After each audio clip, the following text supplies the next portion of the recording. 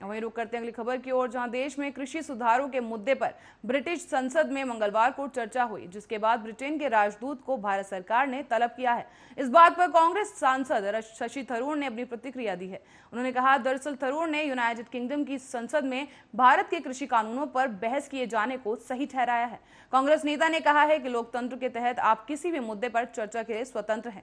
उन्होंने बहस को सही ठहराते हुए कहा कि लोकतंत्र में आप जो चाहें चर्चा करने के लिए स्वतंत्र हैं। जैसे हम भारत में फिलिस्तीन की और इजराइल के मुद्दे पर चर्चा कर सकते हैं, जैसा कि हमने अतीत में भी किया है, और जिस तरह से हम बाहरी देश के किसी घरेलू मुद्दे को भी संसद में चर्चा के लिए चुनते हैं, उसी तरह से ब्रिटिश संसद को भी हमारे मुद्दे पर चर्चा करने का समान अधिकार है।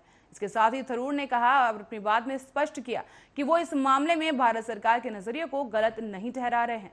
उन्होंने कहा कि हमें पहचानना होगा कि लोकतंत्र का दूसरा नजरिया भी होता है और इसके तहत चुने गए लोग अपना विचार रखने के लिए स्वतंत्र हैं। साथ ही आपको बता दें, कांग्रेस सांसद शशि थरूर यूपीए सरकार के कार्यकाल के दौरान विदेश मंत्री भी रह चुके हैं।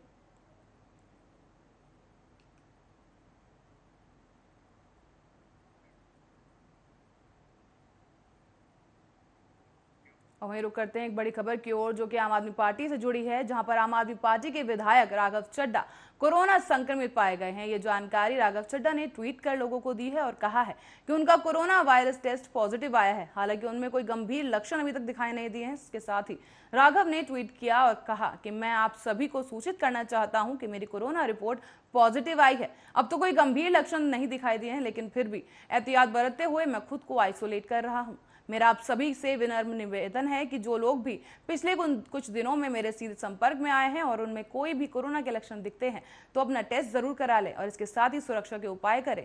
ये हमारी जिम्मेदारी है कि हम खुद को और दूसरों को सुरक्षित रखें ताकि इस वायरस को फैलने से रोका जा सके।